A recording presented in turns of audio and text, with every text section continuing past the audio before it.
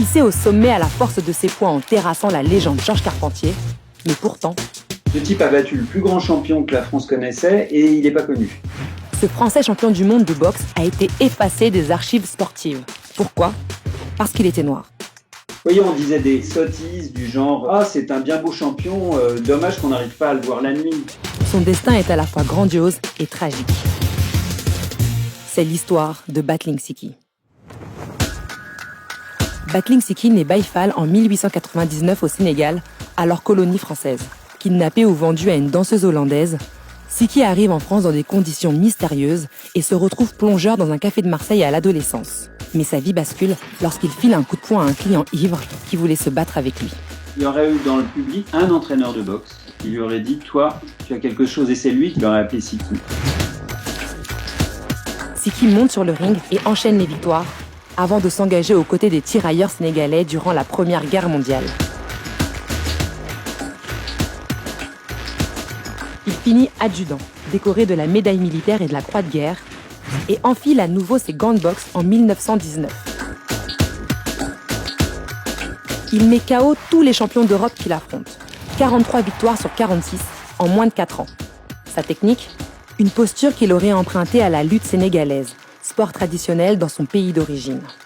La presse remarque vite ce jeune boxeur issu des colonies et voit en lui l'adversaire idéal pour rebooster la cote de popularité de Georges Carpentier, superstar des rings et détenteur du titre mondial des mi-lourds.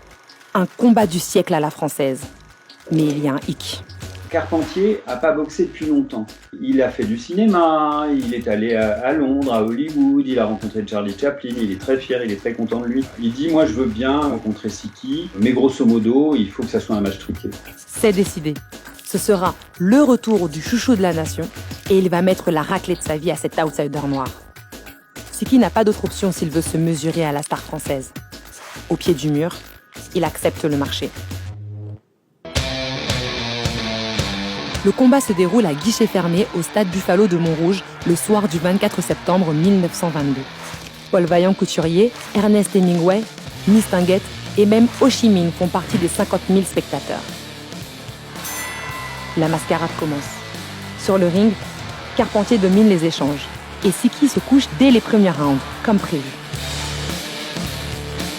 Siki avait accepté de perdre, mais il avait mis une condition, c'était que Carpentier ne le frappe pas.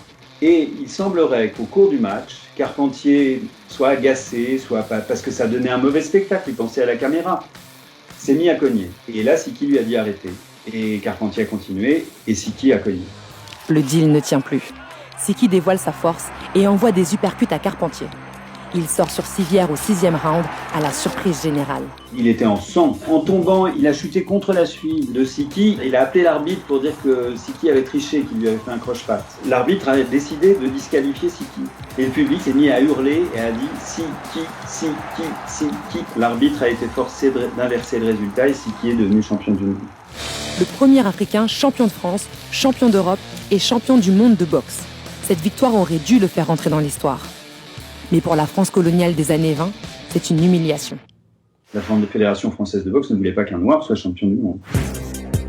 Ils ont essayé de le disqualifier en disant qu'il se droguait, en disant qu'il avait une petite amie mineure. Ils l'ont accusé de conduite antisportive et ils l'ont déchu de son titre. Le grand Battling Siki l'indomptable devient la risée de la presse française et internationale.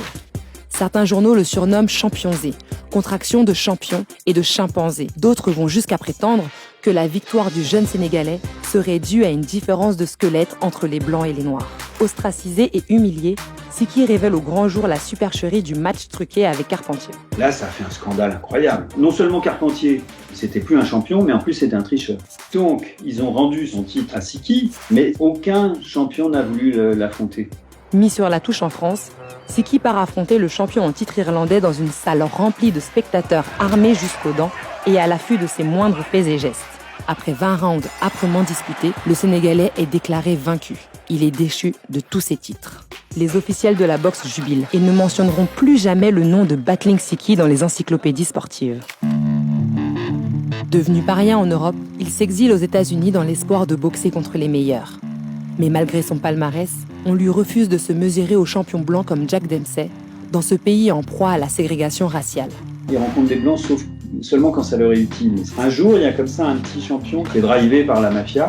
Ils se disent, on va faire rencontrer Siki. En plus, Siki est pas dans un bon état, il boit beaucoup, c'est une victoire facile. Ça dira toujours, il a battu un champion du monde. Ils organisent le match.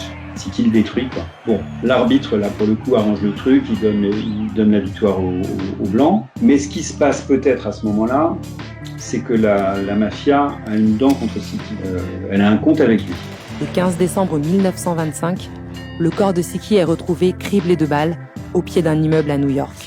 Il avait 26 ans et son assassin n'a jamais été retrouvé.